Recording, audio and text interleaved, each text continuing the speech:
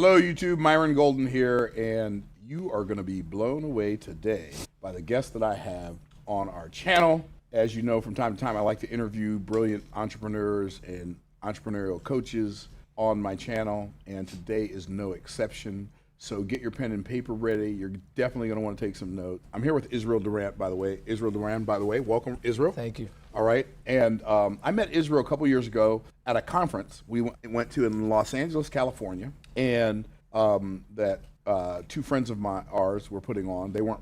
One of them was a friend of mine then. The other guy I didn't really know. Peng Joon and Joel Bauer. And we met at this event. Joel sold a mastermind, and I bought it and he bought it, and so we connected again at that mastermind, and I was blown away. I was blown away that this man is wise beyond his years. I'm fascinated when I think about the fact that he is truly half my age and knows twice as much as I knew at his age. And so I think you're gonna be blown away. You're really gonna get some help for your business. So if you wanna scale your business, take it to the next level, implement systems, this is the guy. 𝐒𝐿, welcome. Thank you. Glad Thank to you. have you here. So that was an honor. Well, absolutely, 100%, 100%. It's an honor to know you. So what exactly do you do to help entrepreneurs scale their business? Or even before we get into that, just tell everybody here, and you can just tell me, like a little bit about yourself. Like, who are you? Where are you from? What do you do? What's going on? That's a good question. So I live in Danbury, Connecticut currently. Okay. I currently have 4 children, right, married. And currently have 4 children, as in you're planning on having more. Yeah, the Lord willing, yeah. Okay, yeah, okay, yeah. okay. I love my family, love the church, love the community. And for me, it's like, I always tell people their life, what they go through is preparing them for a future purpose, 100%. And for me, it starts back home. It starts with my father, it starts with my mother. My dad stepped into eternity at the age of 29, exactly how old I am today. Wow. And I was about 3 months when my dad passed. So growing up, I didn't have my dad in my life until I was about 5 years old. My mother raised me and my sister until we were 5. And I was always introverted growing up, and I was mad about my father not being there. But looking back on it, I thank God for it, because it's made me who I am today. And many of my clients, many of the people I work with could be my father or mother. That's really who developed me, and my mother and my stepfather. It really helped me to become the person I am today. So when people ask me what I do or what I'm about, I always like to talk about that, because I believe that when you tell people and you're transparent about what you've gone through, that gives them clarity on who you are so they can better understand you. Makes for a better connection. Yeah. Because everybody's gone through something, and anybody who acts like they haven't is lying. Yes, exactly, exactly, exactly. Okay, yeah. Okay, cool. And so you became an entrepreneur? Yep. When you were 15? I became an entrepreneur when I was around roughly about 20 years old. Okay. Right, and it all happened, I'm a big baseball guy, right? So being Dominican, everybody has the pressure of, playing baseball. I love the DR, by the way. Yeah, yeah, and it's hot, right? It's hot, and there's great golf. Yeah, yeah, and that was my goal, but that was my idol. So God had to remove my idol so I can then reestablish my identity, right? And my idol was baseball. And when God removed that from my heart, it brought me to suicide, brought me to depression. So what position did you play in baseball? Shortstop. Okay. Yeah, yeah. Okay. Shortstop. And you say it brought you to the point where you wanted to commit suicide? Yes, sir. Because you weren't playing baseball? Because my identity was wrapped in baseball. Okay. Everybody saw me as the guy that was going to play baseball, right? That was my identity. So when they rip your identity from you, you don't have a purpose to live, right? That's when I realized that my purpose wasn't just about baseball. I wasn't put on earth just for a sport or, to please others. I was put on earth to please God, right? To fulfill a purpose. And that's when I was reestablished with Christ, right? I understood that my identity was as a son of God, a child of God. And then through that, the Lord opened up the mountain of entrepreneurship, business, speaking, and all of that. And then that's how things came to be. Okay, so you've been doing that for 9 years. And so you've obviously built a successful business and helped other people build a successful business. Tell us a little bit about that.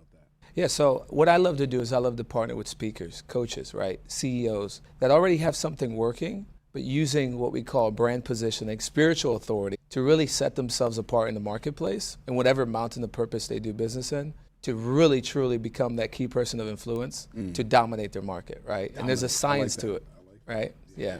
There's a science to dominating the market. Yes, there is, yeah. Okay. Tell us about the science. Well, I always love to use the Bible because I use just like you, right? I'm just like you, right? Just a younger version, if you will. Younger version, yeah. But I like to use the Bible because I believe that the Bible should be the foundation of everything. And there's a great scripture that Jesus said, he was referring to Moses. He said, even so as Moses lifted up the snake in the wilderness, even so the Son of Man shall be lifted up, and all men shall see him, and they shall be healed. And that was talking about what God did with Jesus. You know, God put Jesus on the cross, and he put sin on the cross, and when people saw him, they were healed, right? So you can have the cure of cancer. You can have the best product, best service. But if you're not properly positioned, no one will be healed. So that's one of the biggest things that we love to do is really extract the goodness out of people, right? And our clients, and really help them to understand the spiritual principles, to position them with the authority, using their history, using their background to dominate their market. It's so cool because, like, I teach people how to scale businesses based on biblical principles as well, which is not necessarily the same thing as helping Christians grow their business, right? It's anybody who's not offended by the Bible, who's not like a God hater, right? You can help them scale their business because if they're a God hater, not that you don't like them, but they're probably not going to like you. Exactly. Right. Exactly. Yeah. Right. Yeah. Okay. So you have you help businesses like I think you know this. I wrote a book called Boss Moves. Yes. Boss Moves is based on awesome book. Okay, thank you. I appreciate that. Yeah. But Boss Moves is based on 4 main principles of scaling a business. 1 is lead generation, right? 2 is lead conversion or making sales. 3 is customer ascension, which is selling higher price products to the people who've already bought something lower price from you. And then customer retention, which we do through continuity, getting people to come buy a subscription to something. Yeah. Do you use any of those principles in your business when you're coaching people? 100%. 100%. That was a good pre-frame. 100%. We do, and we use all 4. You know, we use all 4 because most people, they're too close to themselves, right? So mentors need mentors, right? 100%. That's why I have you as one of my mentors, right? And a coach that doesn't have a coach doesn't deserve to be your Exactly. coach. Right. You know, so it's like, how can you charge for something that you haven't done yourself, right? And we're too close to ourselves. Like Duran is too close to himself. I can't see my blind spots. So that's why I have team members. That's why I have mentors. That's why I have people on my team that I partner with to help me grow, right? And that's what we are to our clients and students that choose to accept us as so. That's awesome. Yeah. And so what do you do to help businesses generate more leads or sales or whatever? What do you do? Like, how do you do that? So the way we do it You is have a magic wand? no. The way we do it is through this might be a big word, but omni-presence direct marketing. Omni-presence direct marketing. Yeah, we call it the ODM system. So what we do is we love to use social media, right, and different platforms to drive traffic to hear people and what they have to offer, right? Because again, once you're positioned properly, that can help you drive people to hear you, and then you go ahead and offer them something. Like, for example, you just did a Bible study. The Bible study was amazing, by the way. For those of you, like, go and check out that Bible study, Words That Create Wealth, right? And I was standing the whole time, right? When Jesus spoke, he would sit down, everybody else would stand. People would come to hear Jesus, but they would stand, he would sit down. An example would be in the Gospels when he went on a boat and he sat down and everybody else stood to hear him speak for a long time. Today in the churches or in different seminars where you go, typically the people go, they stand, and other people sit. But when you have authority like yourself, when you have brand positioning, people will go even to the desert like they did with John the Baptist to hear about what you have to say. So interesting, because when I was in Israel, you see what I did there? Yeah. When I was in Israel, we went to some synagogues. Yeah. And in the synagogues, people would stand. Yeah. There aren't chairs. Yeah. Men would stand on one side, women would stand on the other side. So that's interesting. Yeah. I never thought of that. So how can we create a system to get people to stand online through social media to hear what you have to say? And that's what we implement. Gotcha. So you help people stand up and stand out online while everybody else is just sitting around. Yeah, See exactly. what I did there? Yeah. So, okay. And so can you give us an example of what you do? Sure. Okay, give me an example. Yeah. Example would be a coach. There's several coaches we work with. You can use me. Yeah, let's say you, for example, right? Okay. You already have something working well. So for you, really well, right? Pretty well. For you, it's about how can we get more people that are looking for you? They just don't know that they're looking for you, but they're looking for a solution that you carry, right? How can we get them in front of you? I would say to you that social media is probably a really good way to grow, right? YouTube, but not just YouTube, right? Different platforms. Really being able to create that omnipresence, right, on different platforms. So that's what you mean when you say omnipresence. Yes. So they're on YouTube, but they're also on TikTok. They're on Instagram, but they're also on Facebook. Facebook, yep. They're on Facebook, but they're also on Twitter. Pinterest or Yep, Twitter. LinkedIn, yep. LinkedIn? LinkedIn. Yep. Yeah. Okay, got it. And it all depends. Everybody's unique, right? So it's not just something in the box. You have to understand where your ideal avatar is, right? Making sure, like, what are they looking for? What are they thinking about, right? And really being able to speak to them. Mm-hmm. I love what Jesus said. He said, "Come to me all who are heavy laden and burdened, and I will give you rest." Jesus is the only one that can say all, but in that statement, there's a USP. There's a call to action, number one, in a marketing message. This is good for everybody. A call to action. Number two, call to action. Yep, he speaks to his target market, which Jesus can say all because he's, right, Jesus, right? But don't do that in your business. You want to specialize. And then he gives them a guarantee with a promise. Well, he did speak to all. Yeah. But it also says, "My sheep hear my voice, and I know them, and they follow me." Yes, sir. So he spoke to everybody, but everybody couldn't hear him. Yes. His message was tailored. In fact, I think it's in Mark chapter 4. There's a story where Jesus was telling his disciples why he spoke in parables.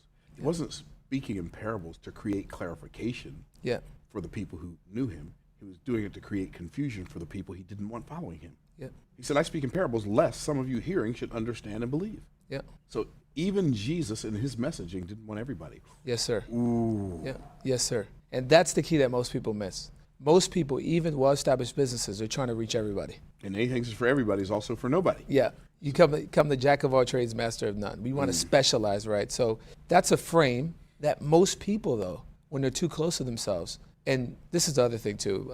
We were at the speaker trainer yesterday and the day before that, and somebody said really something very powerful.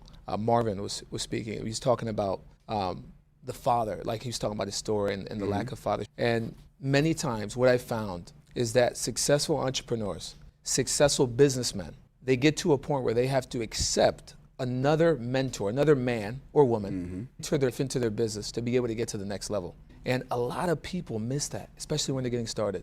And a lot of people in poverty that have the victim mindset, what I call victim mindset, versus the visionary mindset, they have that mindset too. And that's what I have, right? Because my father not being in my life, as a young boy, have a stepfather who I love today, grew up, learned a lot through him, right?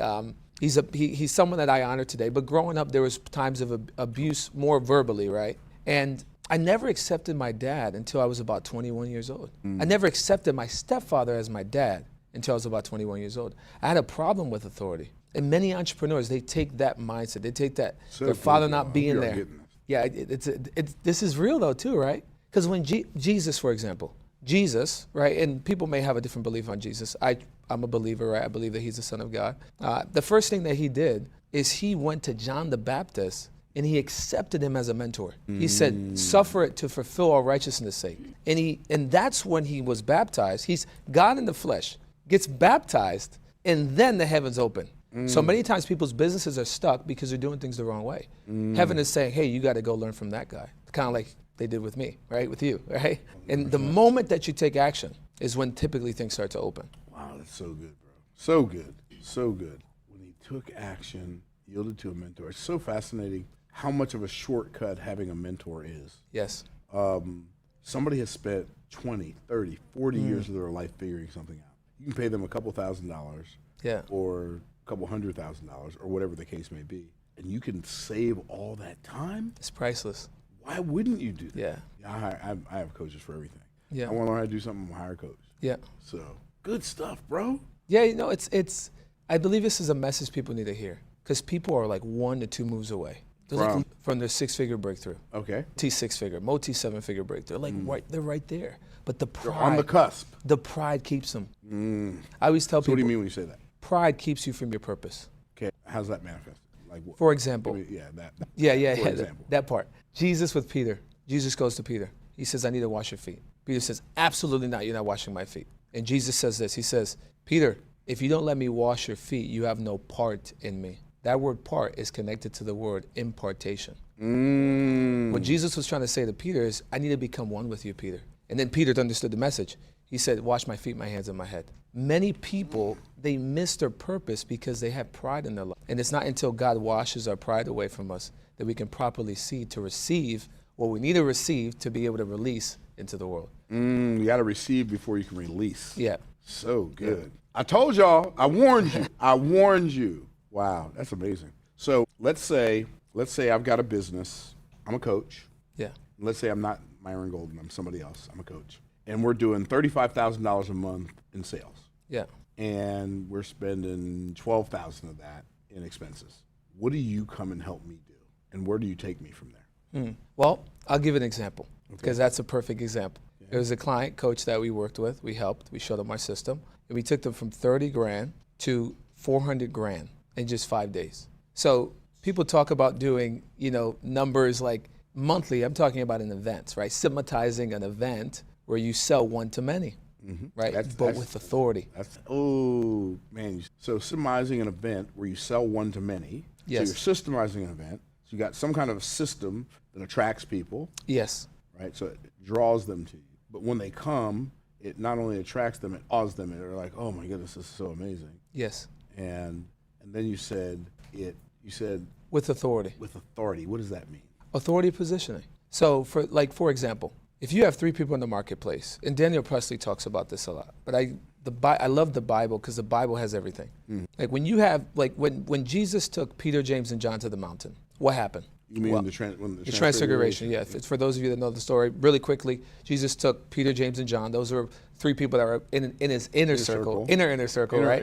Yeah. And he took them up to the mountain. And the Bible says that Moses and Elijah show up. Other 2 people that are in authority, especially in the people of Israel, right? I mean, you got Moses, who represents the law, and you have Elijah, who represents the prophets. You got the law and the prophets, and then you got Peter, James, and John, and they all fall asleep. They get knocked out. And then they wake up and they're in the trance, and then Peter says, Lord, let us make 3 tents, one for you, one for Moses, one for Elijah. And then something happens where where they fall and there's noise, right? To make a long story short, everybody leaves, but Jesus is there. Peter, James, and John gets removed. And then the Bible says that this is my beloved son, hear him. So how can we create an environment where out of all the people that are in the industry, that are in the marketplace, you actually stand like Jesus stood. And people can see, no, this is the guy I have to learn from. Yeah. And you do that in an event. You do that in a system, in a process of educating people in a certain topic that they're interested in, and they need the solution. And that's why they show up to that event, because they're interested in that solution. Yes. That's good, man. That's good. So so now when you show them how to do that, these people come in for this live event, you show them how to do that. Then what happens? Then what happens is they have to deliver on what they sold, right? In terms of whatever their product is, service, or solution. As a coach, do you teach people how to create those coaching programs or solutions that they can sell? Or do you just tell them to go sell the ones they've already created? So we always look at what people are doing. We always give suggestions, but our whole premise is typically people already have something working, so we don't want to reinvent the wheel, but there may be some suggestions that we give through our coaching program. The biggest thing is really increasing the leads and sales, increasing the volume of the number of people that are hearing what they already have to sell, and being able to use that as a bridge to get more people to hear what they have to say and grow. Wow.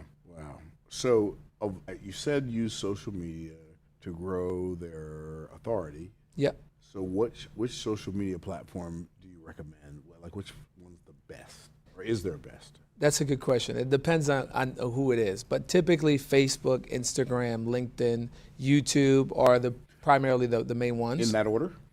Facebook for me is king. A lot of people would disagree with me, but currently in this dispensation of time, this may change. Facebook is still king in direct marketing, meaning spending money to acquire customers. But YouTube is the second largest search engine, right? So YouTube is a really good engine to be able to drive, traffic. Like we're on a YouTube channel right now, right? But it really depends on who your avatar is, because people congregate in the same place. So yeah. Wow, so amazing, bro. I think about my business and the years that I struggled. I got started selling life insurance in 1985, which is probably before you were born. Please. Yeah, that was before you were born? It was. Thank you for making me feel old. So I got started selling life insurance in 1985. And I say I got started selling it. I got started in a company that sold it, but I didn't sell any. Because I was terrible at sales. And I think so many business owners are terrible at sales, but do you think one of the reasons people are terrible at sales is because they don't like selling? or do you think they don't like selling because they're terrible at sales? Does that make sense? Yeah, well, that's another good question. I feel like people haven't been trained to sell. Even people that train other salespeople, like when you think about where they get their sales material, they haven't really been taught to sell, right? And like for me, selling is it's a connection. It's like, how can I help someone to get a result that they desire, that they already that they already desire? How can I help them get that more effectively, efficiently, and help them save time? Because I mean, you teach us all the time. People say that time is money. Time is not money. No. Time is worth infinitely more than money. 100%. So like we said earlier, like if you're able to help somebody save time off the learning curve, let's call it 5 years, 10 years, how much is that worth? Wow. Right? So being able to transfer and educating people, right, on them having your solution or them not having your solution is really the way I teach people how to train. Oh, good. So when you're training coaches, you're showing them how trading time for dollars is not the best methodology, but they would be better off trading results for money? Systems. Yeah. Okay. So I'm going to ask, this is a tough question. Can you handle it? Yeah. Okay. What's a system? What does that mean? System. A system is an asset Okay. that produces wealth. Okay. Systems build wealth. Okay. So a system could be a coaching program. It could be a process to educate the market on getting them to show up to your funnel or your event or your webinar or your challenge. And when you build the system, the beautiful thing about it is it's duplicatable. And you can always adjust it to make it better. And I see a lot of business owners that have a lack of systems in place.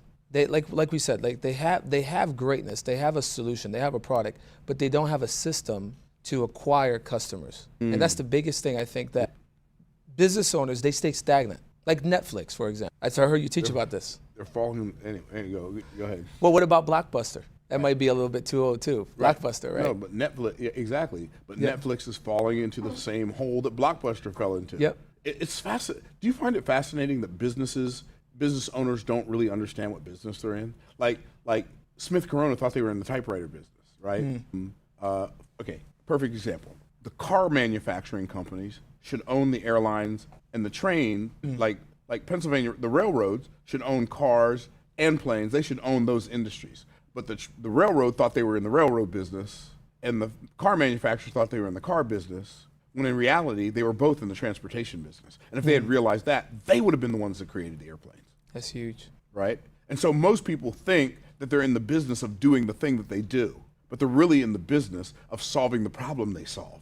Yeah. And I think that's the difference. What do you think? No, I agree. I get like Blockbuster, right? No one will ever go online to acquire VHS, right? For those that know VHS, right, or DVDs or cassettes. No one will ever do that. It's so funny because right? you named VHS, like nobody uses VHS, and then you said DVDs, nobody uses those, right?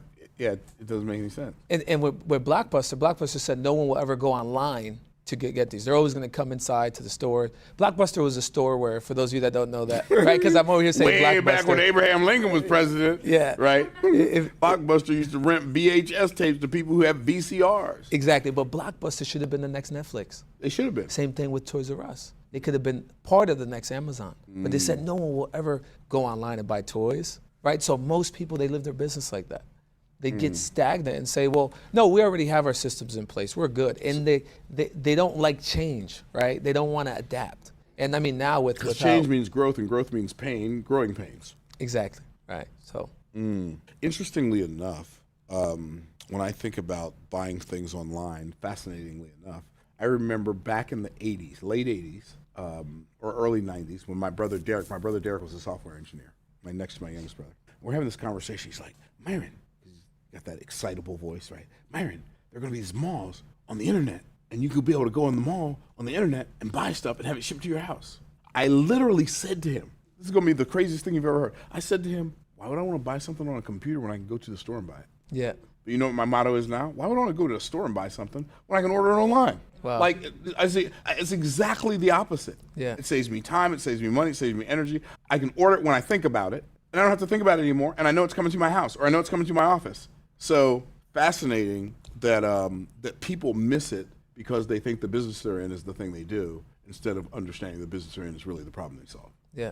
Wow, dude, that's amazing. And acquiring those customers, like being able to have a system that actually acquires people that they want to serve. right? And they want to pay them to serve them. Exactly. And I believe that social media should be the way. The internet is so powerful. Like right now, we're probably reaching whoever, but somebody may be overseas right now listening to this. 100%. Right? I can guarantee. Yeah, through the internet. Through the internet. And there's so many businesses, so many coaches that don't use the internet to reach their target market. Really? Yeah.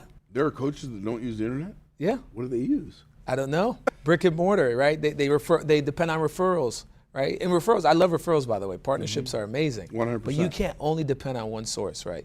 You got to create one systems. One is the most dangerous word in marketing. You got one client, you got one offer, you got one solution. Yeah. Danger, Will Robinson, danger. That's a reference to Lawson's. Never mind. That was before my time. Wow. Yeah, I think social media. I think social media and the internet is such a phenomenon because there was a time in the world, if you wanted to reach large masses of people, you had to have a pocket full of money. Yeah. That you could buy airtime on television or radio or buy an ad in a magazine. And now, pretty much with YouTube and Twitter and LinkedIn and Facebook and I almost said Firefox, Facebook and Instagram, every human being on earth who has a cell phone and an internet connection can literally, not figuratively, literally reach every other human being on earth that has a smartphone and connection to the internet. It's mind-blowing. It is mind-blowing. There's 2.3 billion people on Facebook. That's almost half the Earth's population. Yeah. And how much to make $1 million? How much what? How much to make $1 million? 500 times 2,000 is $1 million.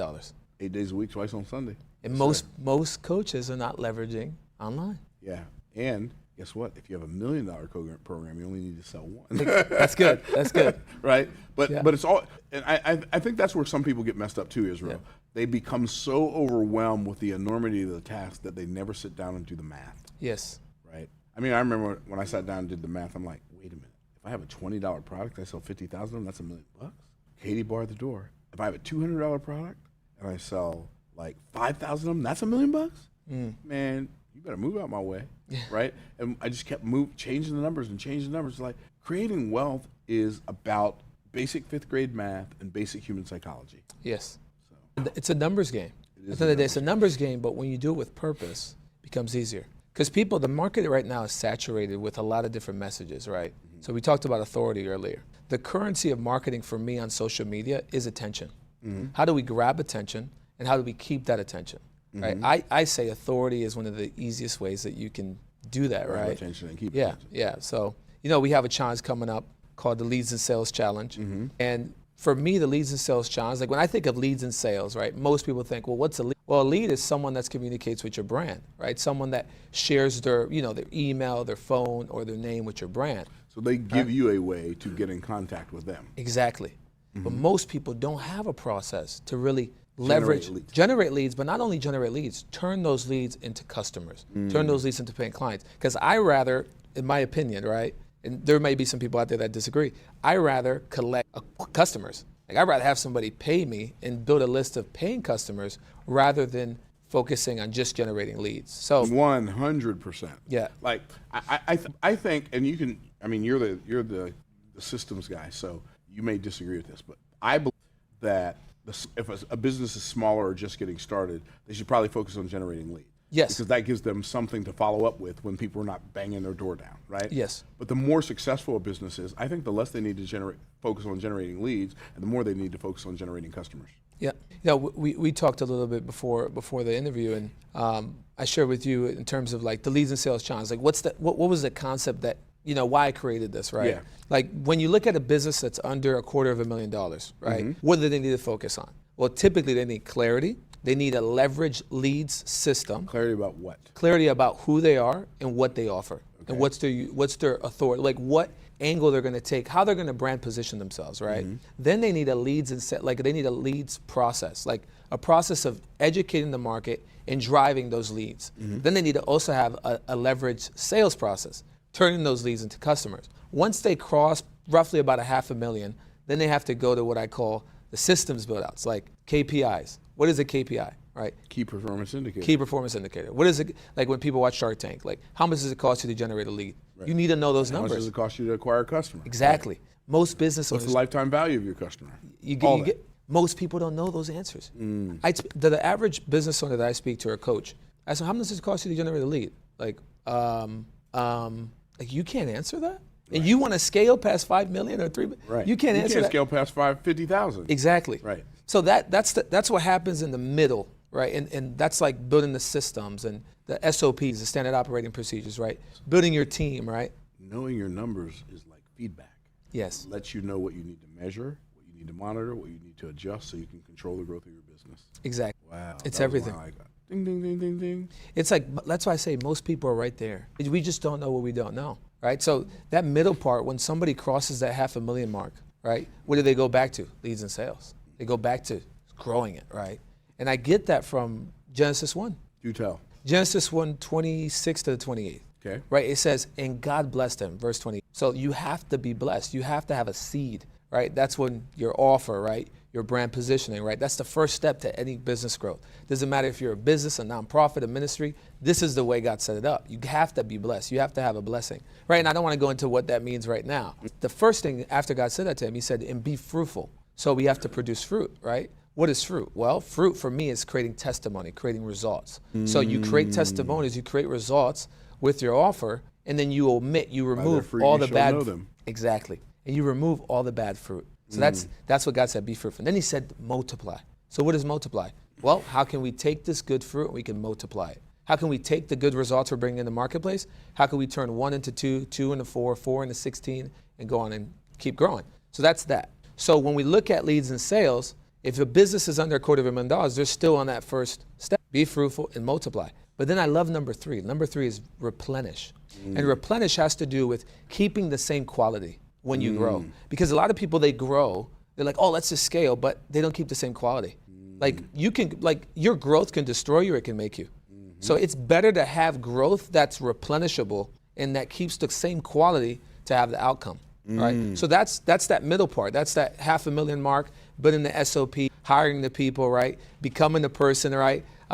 Partnering with other people perhaps, putting out support systems, actually making sure you have the structure and system and the science in place to actually sustain the growth. And then once you pass that, guess what you go back to? Well, number 3 is the word subdue. Subdue has to do with dominating the market. So the way you subdue is, how do you do it? You go back to generating more markets, right? Getting into affiliate relationships, right? Being able to access more people, or using different social media platforms. And that's the way God set up growth. So most people are not aware of the number one thing that's most important in that equation is having a leads and sales process. Like actually setting that up. You have to have leads to have somebody to sell to. Exactly. You have to be good at selling to make the sale. Yes. If you don't have both of those, forget about it. Exactly. Wow, so good, bro. So good. So tell us more about this challenge. How can people register for it? How long is it? What do they have to do? Do they have to go to like Timbuktu or Paducah, Kentucky? Like, how does it work? No, we used to do a lot of live events before, but this challenge is actually online. Okay. It's a 5-day virtual event. We'll spend about 2 hours together with the VIPs, and people can go to 𝐒𝐮𝐻allenge.com to be able to register. Okay. And one of the things I love about this challenge is you don't have to be, someone that's, considered religious or anything, but I love teaching from the Bible. I love teaching from the principles under the Bible, like I did in this interview. Yeah, me too. Because I think it can give people the unfair advantage. Oh, there's no doubt. So it's the ultimate life hack. Exactly.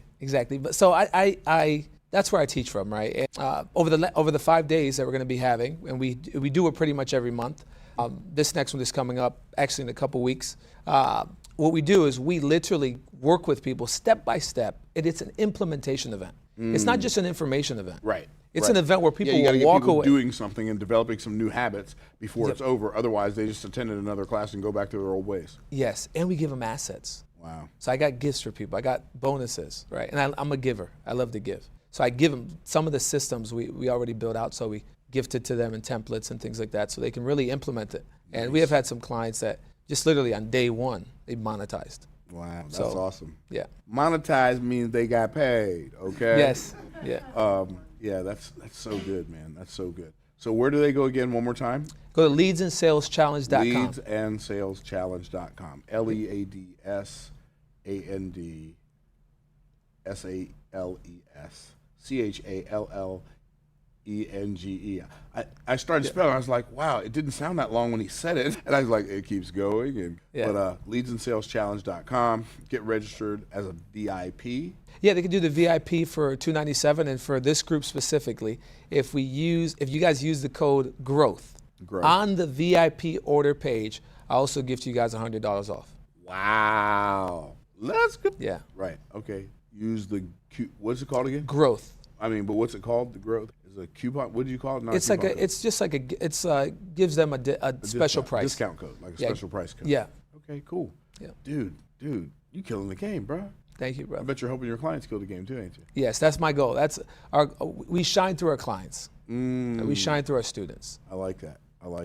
Well, guys, if you heard it here first, you want to go register for the Leads and Sales Challenge. You want to learn from this man. I'm telling you, he's half my age. He's twice as smart as I was at his age, and he understands business at a very high level. I got started selling when I was 25. So terrible, Israel. You have no idea. Like, Me too. I needed you when I was 25, but you weren't born yet, so forget that. I needed you because, like, I got started in an industry of financial services, selling insurance and investments. I was terrible at selling. I was terrible. I was worse at generating leads. I couldn't sell my way out of a wet paper bag. I did presentation after presentation after presentation after presentation. People said, no, yo, bro, no, bro. So, bro, what part of no you having a hard time with? Yo, no, right? It's a 2-letter word. You having a hard time with the N or you having a hard time with the O, right? And so I literally didn't make any sales. I got started October of 1985. I made my first sale in April of 1987. Wow. We just went the whole way through 86, didn't make a sale. Doing presentations. Yeah. But nobody's buying. And I'm glad I was willing to last through the learning curve and be bad and stay in the activity long enough to get good. Sounds like to me, if I had what you have, I wouldn't have had to stay bad that long. So thank you for that.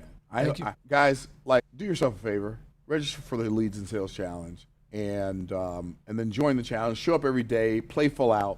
And I believe you will be glad you did. Israel, thank you for a great interview. Thank you, sir. Always a pleasure to connect with you. Always a pleasure to talk to you. And I'm going to keep it real with y'all. I have a lot of conversations with a lot of people. Rarely do I meet anybody who can, I shouldn't say who can, but who does say something that blows my mind. I've had so many conversations with you, and I thought, wow, how can he be that smart and that young?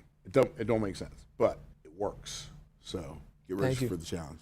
Great stuff, bro. Thank you, brother. Great stuff. Fantastic. Y'all join the challenge. We'll see you on the next time. And in the meantime, in between time, remember to like, comment, subscribe, smash the notification bell, and all the other YouTube-y stuff that y'all know how to do that I don't know how to do. And we'll see you next time. Bye for now.